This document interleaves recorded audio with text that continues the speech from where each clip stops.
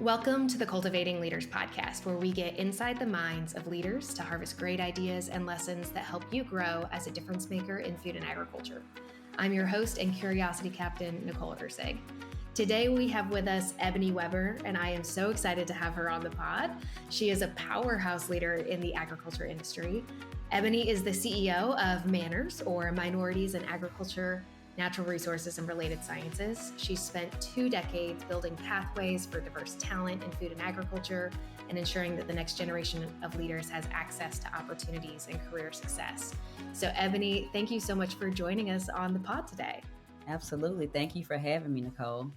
So excited to have you here. So before we dive in, Ebony, why don't you just start with explaining what is MANRRS to anyone who doesn't know what it is? Absolutely. So MANRS is a national professional society. In the organization, we like to say that you can be a member for life. Our program starts as early as middle school and goes all the way through retirement. So we really are an organization that cultivate interest and exposure to careers in food, agriculture, and natural resources. We promote advancement of STEM fields and careers, and really promote community and networking amongst professional individuals in this industry. I love it. And I've really enjoyed getting to know MANRRS as AFA and MANRRS get to work together. You guys are always such a fun group and so many talented people. So let's talk about your leadership journey. Tell us where did your passion for agriculture begin? Wow, that's a great question. One, I would say I didn't know it was my passion. I often think about what my first job ever was, and I'm not making this up for the podcast. My first job ever was chopping cotton. Like as a young person, probably, 12, 13 years old, really 13, 14, too young to really be working. But that's kind of when you're from the South and in rural communities, there was just ways in which you can kind of make money. So there was a skating rink that we love to go to every weekend. And so that was the one way we get to make money to afford to go to the skating rink. And so my first work ethic, and I'll say my lessons of work ethic, kind of started with that is some hard work. And my passion for agriculture kind of was reverses that. I was like, this is not what I want to do. And so with that, I'm motivated to make sure that I get the best grades. I want to go into a STEM field that what I felt was going to take me as far away from that as possible. Full circle moment, landed my first job with MANRRS out of college, and deep dove into what was agriculture, and I fell in love. It was like all this time I ran away just to come back to my first job ever. And so I guess the seed was planted long ago, but it was really just the organization MANRRS that really connected that interest and that first opportunity back to what is now my true passion. I love that. So I think so many people, if you grew up in agriculture, are like, I'm going to come back, or this is going to be my job. But the fact that you were like, this is hard work, and I don't think I want to do this, and now your job is promoting careers in agriculture. So right, so yeah, talk about a ironic statement for sure. Okay, so tell me, what did you think you were going to do then if you didn't want to go into agriculture? Well, when I look back at my high school senior book, I said I wanted to be an anesthesiologist. Then when I got to college, I was like, how much school is that? So I'm gonna go to computer science, and I end up getting my bachelor's degree in computer science and mathematics. So I thought I was gonna work for Yahoo. Oh my gosh, that's incredible. Okay, so tell me, how did you land with MANRRS then? The person responsible for going around, one, he had two parts of his job. One was to start as many chapters as possible, and the second was to stand a headquarters up for the national organization, who at that time was just operating off volunteers. And so he too was a volunteer that was kind of tasked with this responsibility, and again had come to my small college at the time, Stillman College, and wanted me to start a MANRRS chapter. And I had just told you the story about agriculture, and I had to repeat that long story to him as well. I was like, no, sir, I'm not doing agriculture. I'm computer science. Those two don't even have anything to do with each other. At least I thought. Graduated, fast forward, graduated from college, was a great student, but being a first generation college student at a small minority serving institution just did not have a lot of guidance and awareness about internships and things that you need to do to really make yourself competitive once you graduated. And so I needed a job when I graduated, and I was like, "Oh, Mr. Butler, so about manners, tell me more. What's going on?" And he needed an assistant. So literally, when I graduated, I later that year I moved to Memphis, Tennessee, and became his assistant and started working for MANRRS. And so that's kind of how I ended up here as my first job out of college. Went to my first conference and was like, "Where has this organization been all of my life, and why didn't I know about it sooner?" So Yeah. Oh, I love that. And I love that like Manners found you, even though you were like, ag's not for me. And again, I feel like there's so much power in the word never or like, I'm not going to do that. I feel like sometimes the universe is like, okay, you say that and I'm going to challenge you on that. And it sounds like that's been part of your journey is you're like, whatever you say no to is turning into a heck yes. a big yes. Okay, so tell me, you have spent your entire career with Manners. What's been a defining leadership moment that has changed the way you lead? Wow, there are so many.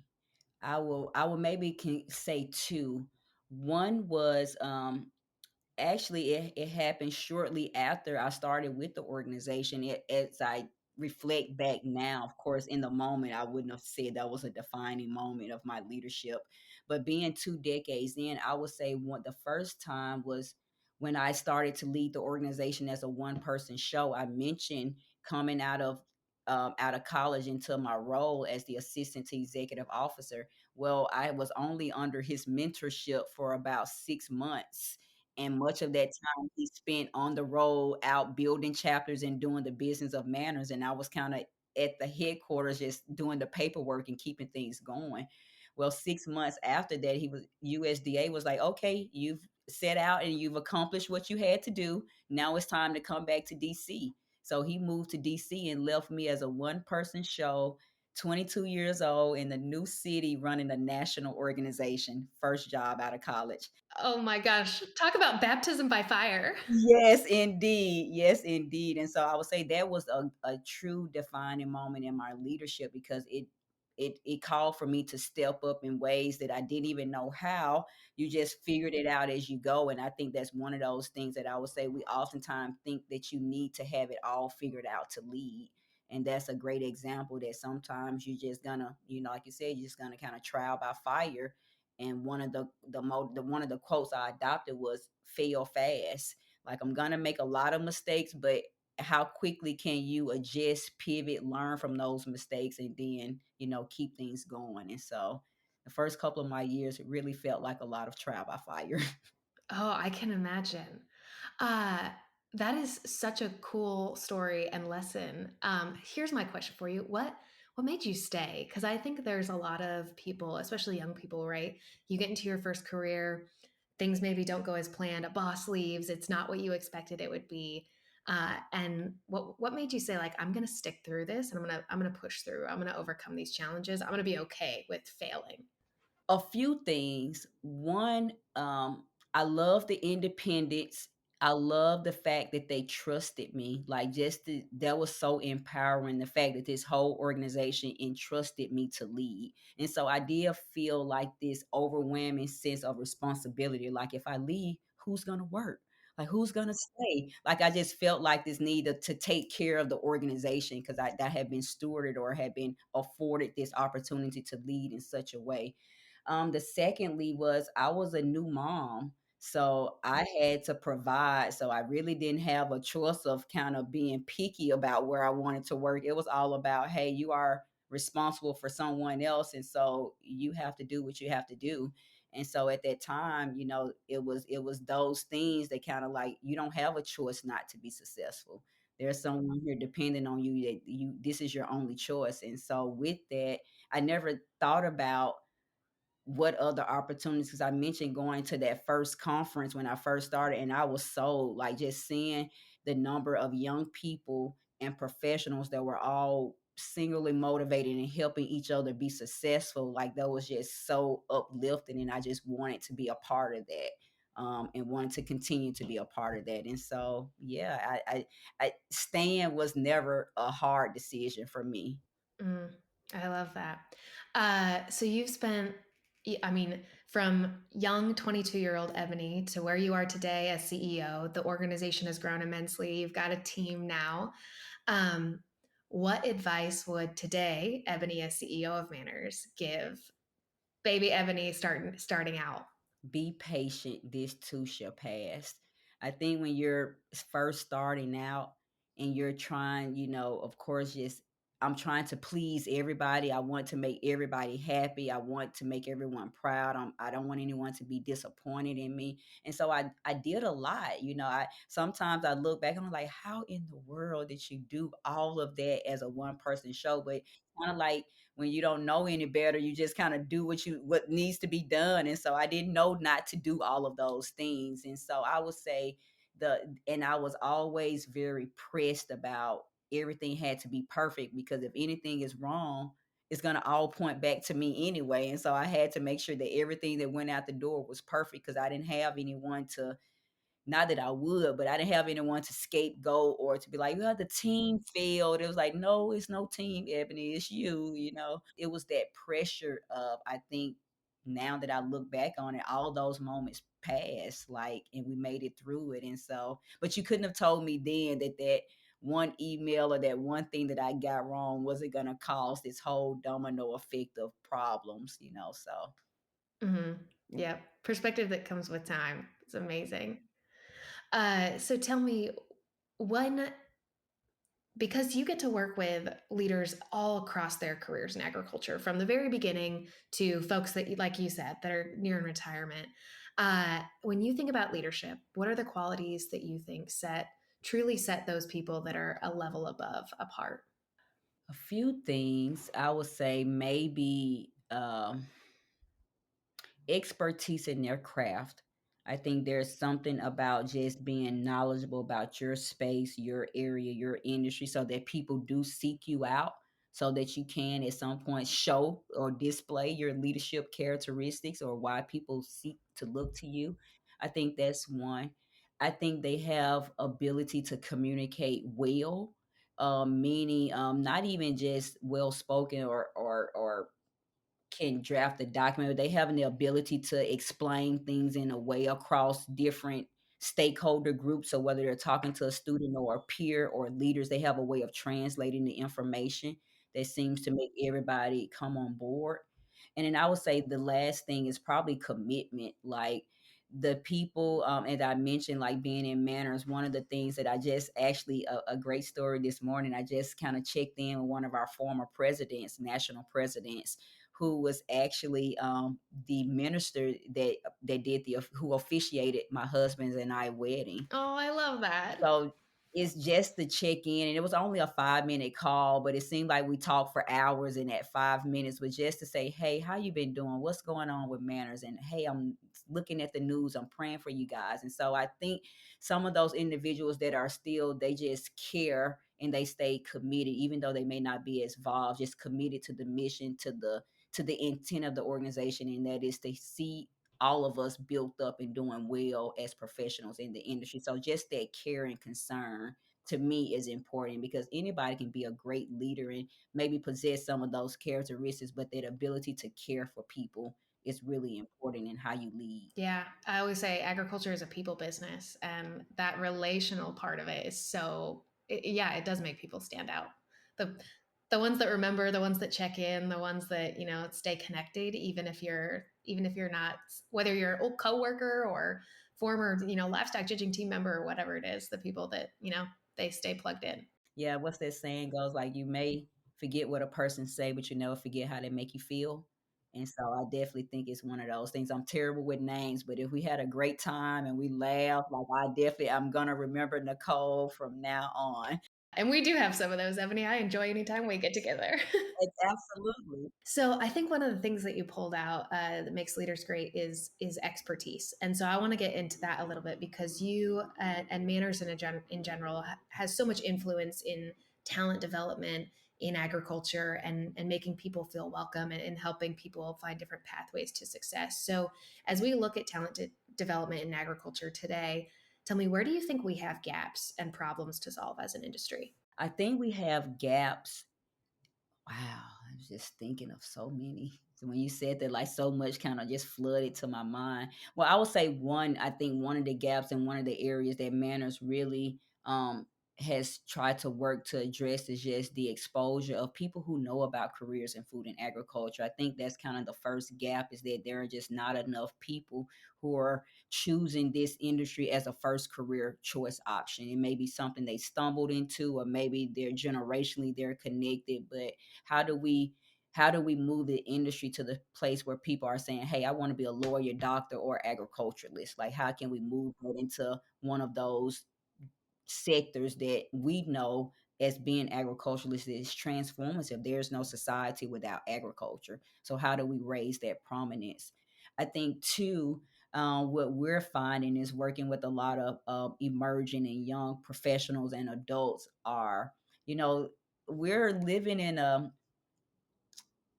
unprecedented time, I believe, with just the use of technology, especially, with the generation after COVID. I think we're starting to see a lot of some of those shifts and things that happened during that time.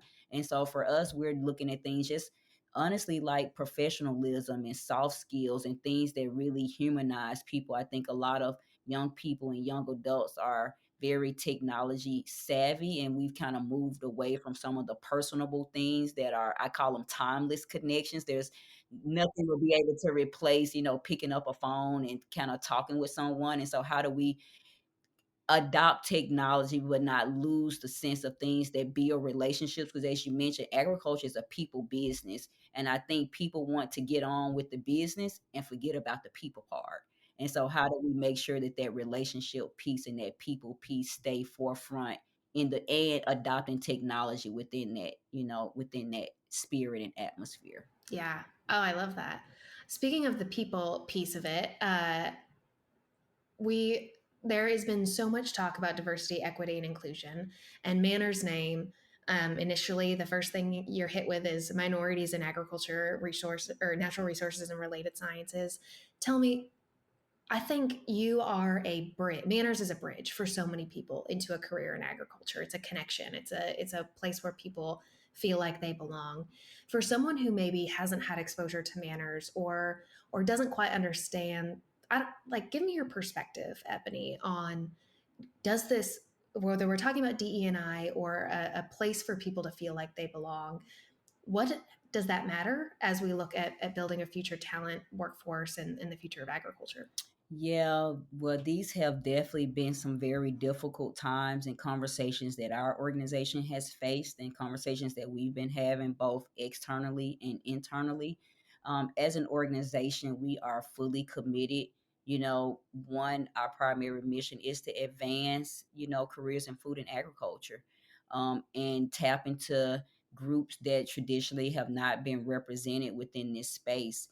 And so, regardless of what that socioeconomic factor may be, or what the identifier may be, Manners is committed to being a voice for all those that feel that they don't have a place in agriculture. So I don't think that we're putting an identifier out there as the main identity. I think we're just saying, hey, if you feel like, if you as an individual have a choice, say, I don't feel like I belong, where is a place that I can maybe look to get more information, and whatever is causing that feeling for, unbelonging, whether that may be race, or just you may not grew up in agriculture, or you may be just unfamiliar with the industry. So whatever that causes you to feel like you don't belong, we hope that Manners could be that safe space where people can come learn more, find a community that will support them, and not only a community, find resources that could really connect them to the opportunities. I think a part of, outside of the exposure piece, is the access. So how do you access these career industry professionals? How do you access the BASF or the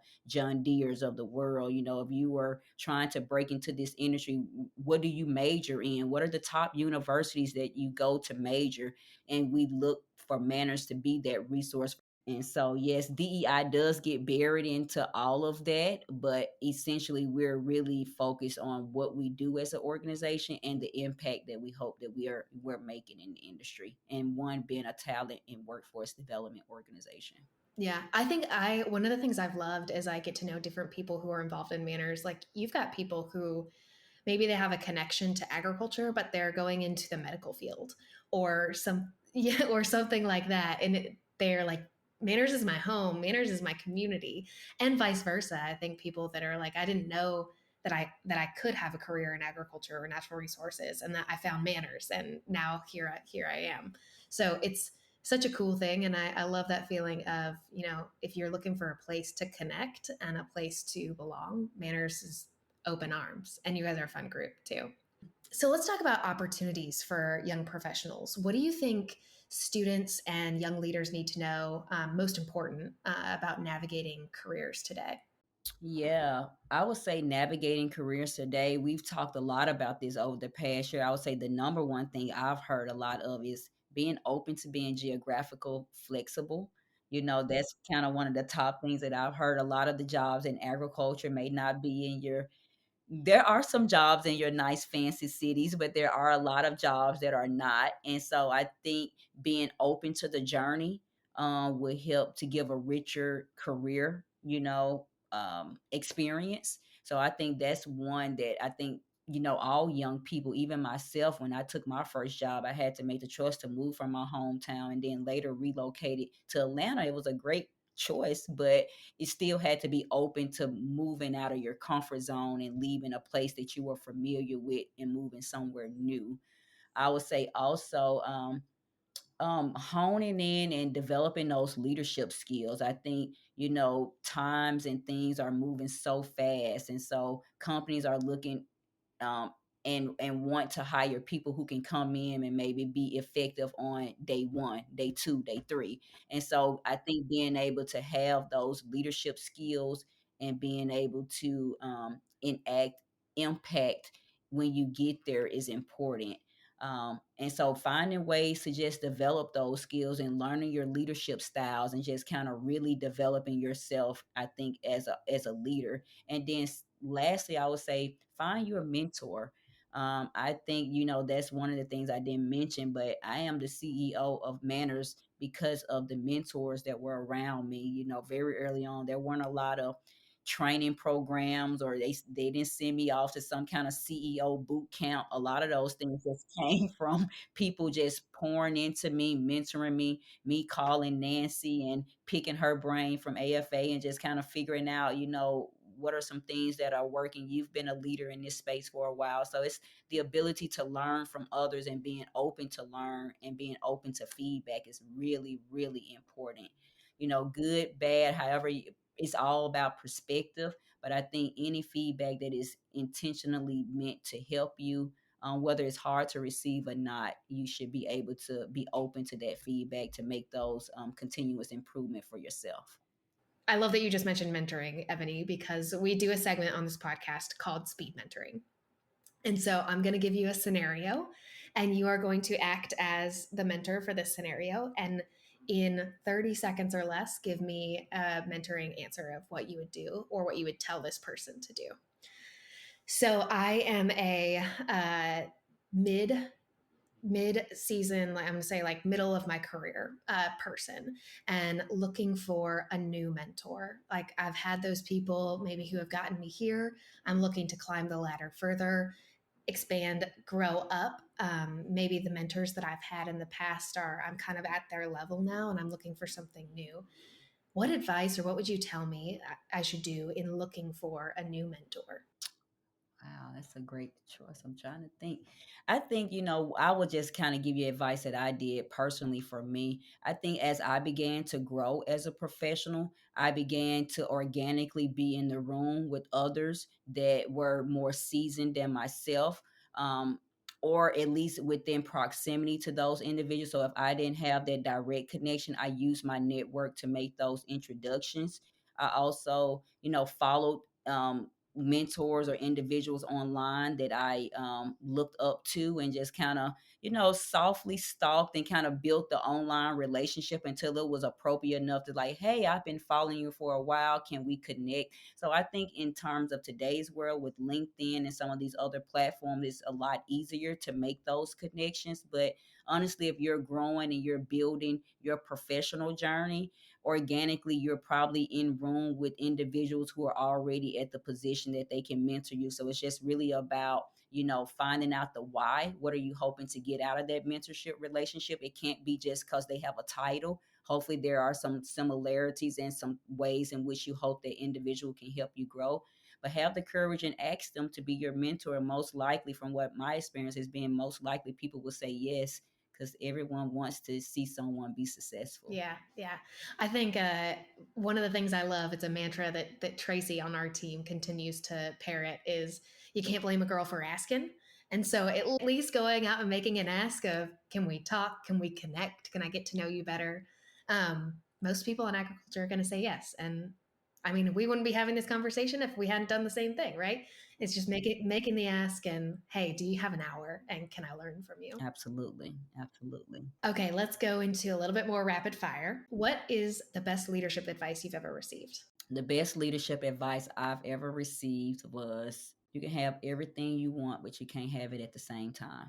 And why that was the best, because it helped me to prioritize. It helped me to know that every decision that you make, all well intentioned, there are benefits and there are consequences to every decision. And so being okay to be able to live with those consequences as well as the benefits.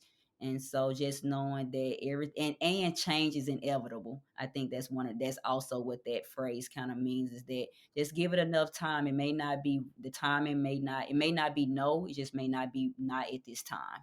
And so I think that you can't have it. You can have everything, but not at the same time, is something that I continuously remind myself of when I feel like I'm having to sacrifice something I want for something greater. So Oh, that's a good time to remind yourself of that too.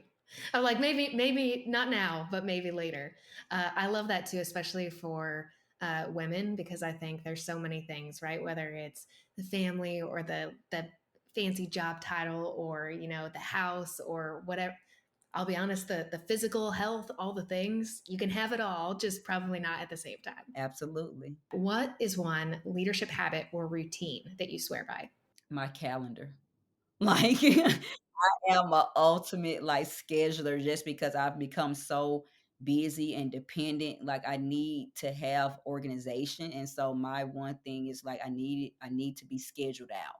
So if it's something of importance, and I've even started to build in time to just think, like I've blocked off time to just say, hey, you can't even call me during these hours. This is just my time to reflect, process, and kind of brainstorm and visualize, because as leaders, we schedule so much work that we never leave time to just, when do I think about manners and when do I visualize what's best for the organization? So just trying to be intentional about building in that time to just think and reflect. Oh, I love that. I'm going to steal that one for sure.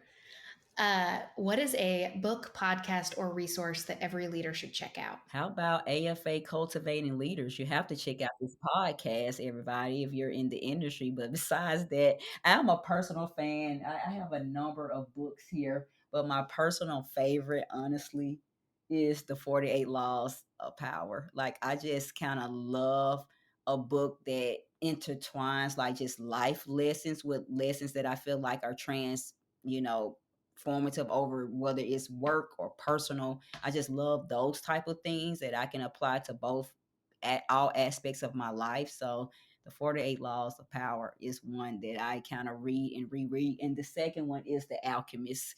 I just love that book. It's an easy read, and it has so much life lessons built into it, and I just love it. I am so glad to hear you say that. Okay, people who listen to this, and Savannah's going to laugh. I'm a book nerd and I'm always talking about what I'm reading. I literally have The Alchemist. I just downloaded it and that makes me very excited because I just got my notification from Libby that's like, hey, it's available.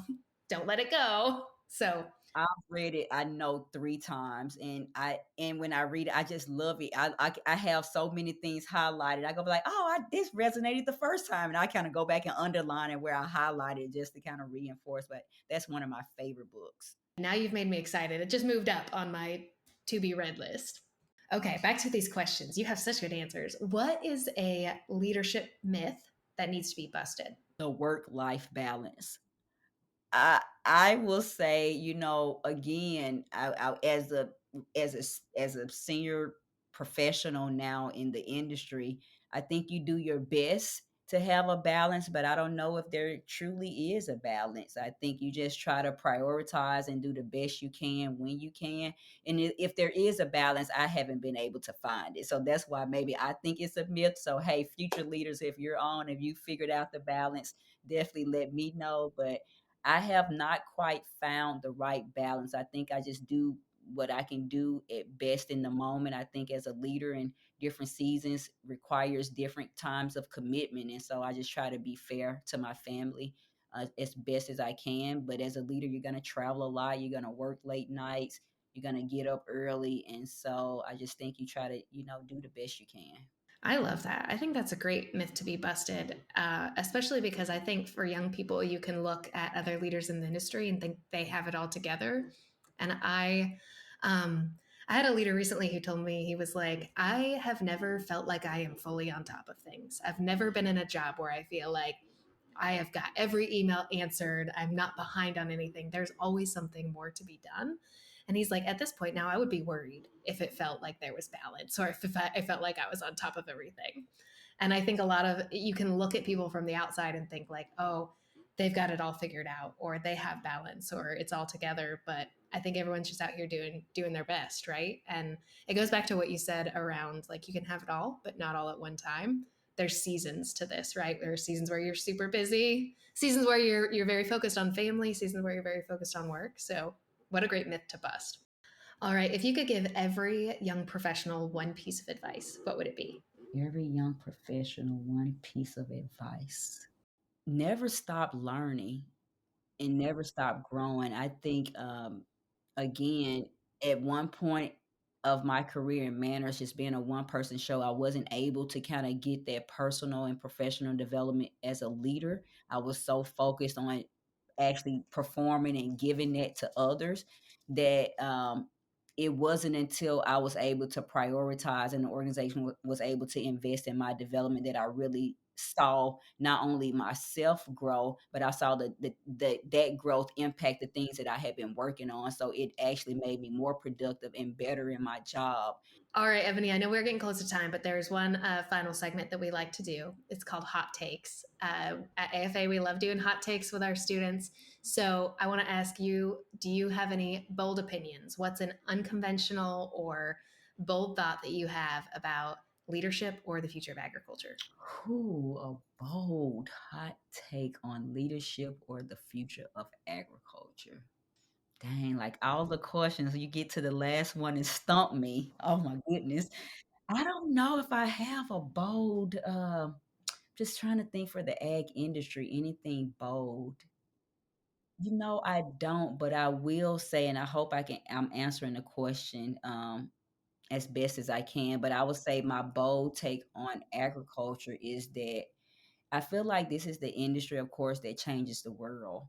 And so I would like to see it promoted and talked about and elevated to the degree in which this is the ways in which it's transformative and also even highlighted, and I think we've talked about this in other conversations, what happens when these goals aren't realized.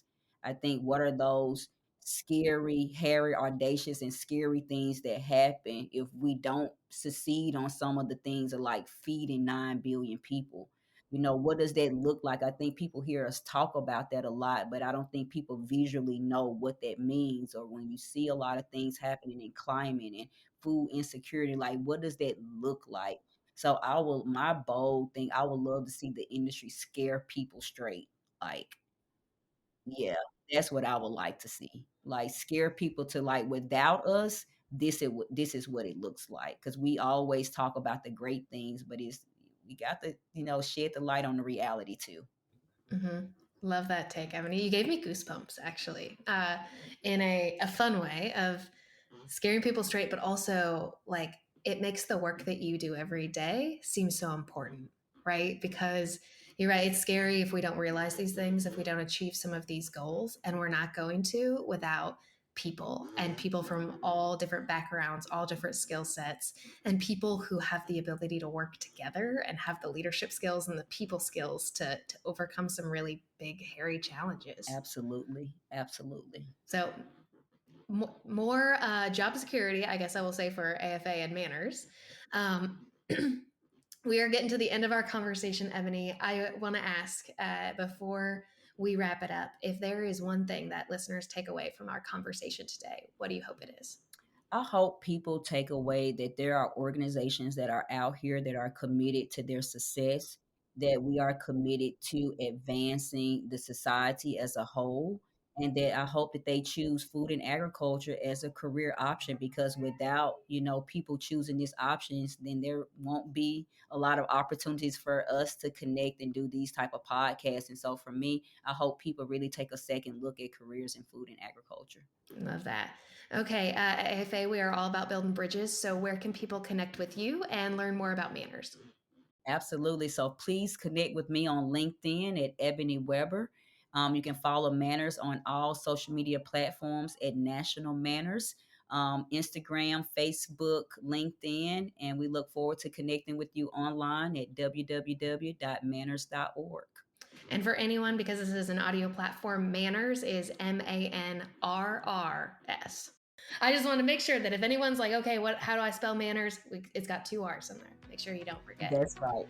Well, thank you so much, Ebony. I love any time that we get to spend time together. I love learning from you. I think you're such an inspiring leader who's, like we talked about on this podcast, doing important work every single day. And so I'm really grateful that you joined us on the Cultivating Leaders podcast. Thanks for listening to the Cultivating Leaders podcast, brought to you by Agriculture Future of America. If you've been here before, you know we value feedback as a gift. Please leave us a review and let us know how we're doing.